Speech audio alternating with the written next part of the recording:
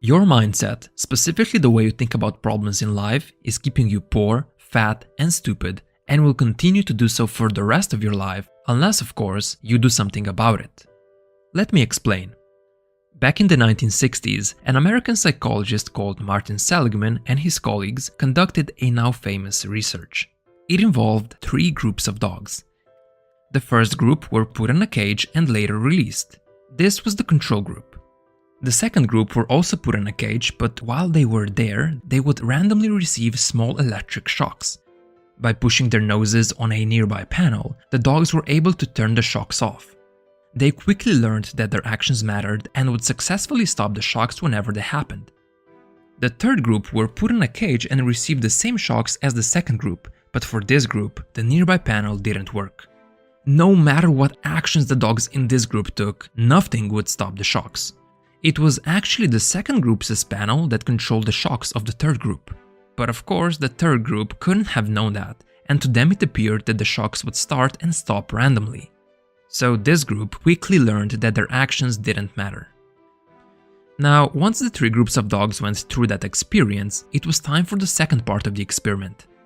The researchers placed the 3 groups of dogs on a grid that was divided into 2 parts by a small barrier, just a few inches high. The area of the grid where the dogs were placed was electric, so they started receiving small shocks again. But all the dogs could escape the electricity simply by jumping over the small barrier to the other non-electric compartment. The first and the second group learned this within seconds and thus successfully escaped the shocks by jumping over. But the third group, the group that had previously learned that nothing they did would stop the shocks, took no action. Most of them just laid down and didn't bother trying to escape. They believed that nothing they did would help. Even with the escape route readily available, the dogs didn't take it. The researchers actually had to drag the dogs from the third group back and forth between the compartments. And this had to be done multiple times before the dogs finally understood that their actions worked and mattered. What we see here is an example of learned helplessness. The dogs' previous negative experience where they didn't have control led them to believe that they didn't have control over anything that happened to them. Similar experiments were later done on humans too, and learned helplessness was observed there as well. Perhaps you might have experienced this in your own life. Maybe you wanted to achieve something like finding a romantic partner, getting an athletic body, making more money, or receiving better grades. And you might have tried really hard, but you didn't manage to succeed. And because of the setbacks and failures you've experienced, you gave up on trying altogether. But the worst of all is that you ended up with a belief that you were simply not good enough. I'm just a bad student, I'm not good with money, I'm unlovable, I'm just not an athletic person. These are just some of the stories we might tell ourselves. However, if we're not careful, they can quickly become part of our identity. If you believe you're bad at math, then you're already expecting to get bad grades there. So you put in less effort to study, and then when you do get those bad grades, it reinforces your identity and your belief that you're bad at math. And you subconsciously begin to resist taking actions that don't align with what you believe your identity to be. But this is nothing more than a downward spiral of learned helplessness.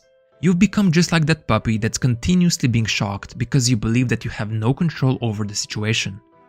However, it should be noted that not everyone is impacted by negative experiences the same way.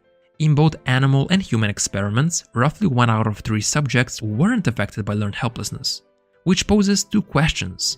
Why? And can it be replicated? Let's take a look at 2 individuals and see how they deal with setbacks.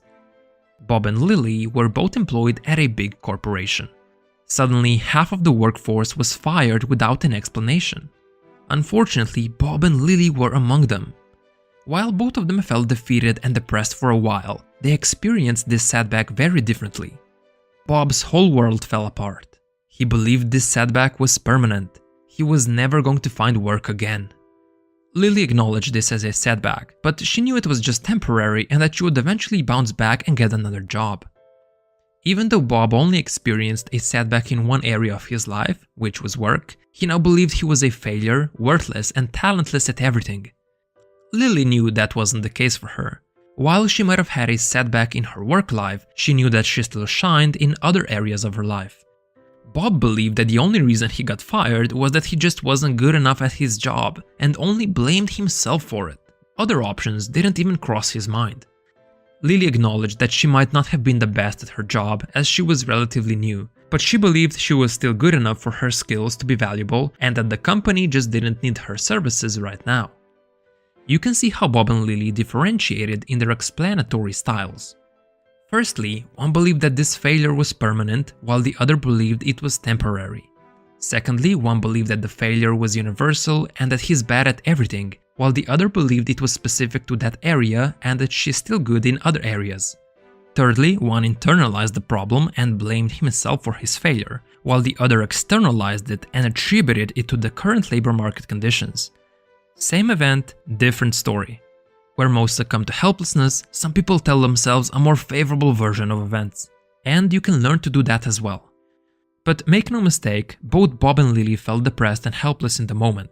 Failure makes everyone at least momentarily helpless, as it's like a punch in the stomach. It hurts, but for some people the hurt goes away relatively quickly, while some remain helpless for days, perhaps even months or years, even after a relatively small setback. This is why the way you explain bad events or setbacks to yourself is actually really important, especially if you're on a path to excellence. Someone who has big goals and wants to achieve greatness will encounter a lot of failure and other obstacles on their path.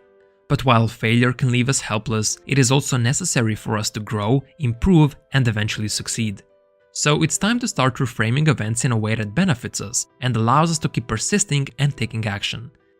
First of all, you need to be able to recognize these thought patterns in yourself. Your habitual way of explaining these setbacks or bad events was learned in childhood and adolescence. And by the time you reach adulthood, these thoughts have become very quick and automatic, so they go unnoticed and unchallenged. Journaling can be of big help here. Just grab a pen and paper, try to find some of your negative beliefs about yourself, and write them down. I'm an angry person, I'm bad in social situations, I suck at everything, and so on and so forth. Then you need to challenge your beliefs a little. Ever heard the phrase, repeat a lie often enough and eventually it becomes the truth? When you have repeated these stories in your head for years, it's easy to accept them as facts and your mind will find ways to support them, even if they aren't necessarily true. So show yourself some contrary evidence. Yes, you might have fumbled in social situations many times, but what were some situations where that wasn't the case? And can you somehow replicate those circumstances? We often forget about the times when we were the opposite of what we believe our identities to be. Take a note of those times, and soon you might realize that you're not as helpless as you think. And lastly, you need to reframe your automatic thoughts and make slightly more favorable explanations. For example, if you get rejected by someone you like, your brain might tell you, I'm unlovable, I'm never going to find anybody, women or men hate me. These are the exact same thought patterns that Bob had, and you need to dispute them. It was just this particular person who rejected me, I can be loved, there's someone out there for me. Now make no mistake, this isn't about making excuses or avoiding responsibility. Rather, it's about creating a better story for yourself so you don't become helpless and you can actually move forward from your previous experiences instead of ruminating in self-defeat. And just telling yourself or believing that you have that control can have a huge positive impact on your overall life, and it has even been proven to work many times. When a class of African American and Latino students were failing and falling behind in school, a group of researchers decided to make a small intervention. They taught the students about fixed and growth mindsets. When someone has a fixed mindset, they believe that their traits are fixed and can't be changed. People with this mindset run away from challenges because if their traits are fixed, failure just confirms that they're no good. But someone who has a growth mindset believes that they can improve their basic qualities and skills through effort, hard work, and perseverance. They welcome challenges because they know that through them, they can make more progress. Additionally, those students were taught that the brain can form new neural pathways, plus that it can change and grow when learning new things. And sure enough, those students started improving and reversing the trend. A different group of students who acted as a control group continued to have regular classes where they weren't taught about the two mindsets. This group kept on falling behind. So, as you can see, simply believing that you can change and improve can make a huge difference in the way you approach life. At first, those students identified as bad students, and that's because they were. But they also believed that they couldn't do much about it, which was a problem. However, when the intervention was made and it was explained to them that they could become better if they put in the effort, they began to do just that. They started taking the necessary steps towards improvement, like paying attention in class, taking good notes, and learning how to study efficiently, all of which made them better students. And slowly but surely, they started to identify as good students, which reinforced their actions even more. It became a positive feedback loop. Our beliefs reinforce our behaviors, and our behaviors reinforce our beliefs. It's a two-way street. But you have to take that first step and actually take action that helps reinforce that positive belief and identity. Your actions don't have to be drastic, but rather something you can do consistently. It's better to take small steps and do it daily, rather than do something drastic once a month and neglect it every other day. Consistency is what reinforces your identity the most. Eventually, those small actions become bigger actions anyway. So, if you want to make lasting changes, start with something you know you can do every day to kickstart the loop. As we close out this video, I just want to say that your past experiences don't have to dictate your future. Yes, setbacks suck, but they aren't permanent and they don't have to keep you helpless forever. You have the power to change, grow, and improve. You just have to realize that your mindset and actions can make a huge difference, and a better life might be only one barrier away.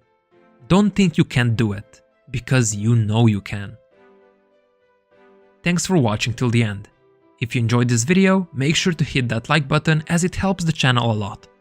Anyways, I hope you learned something new today, and I made you better than yesterday.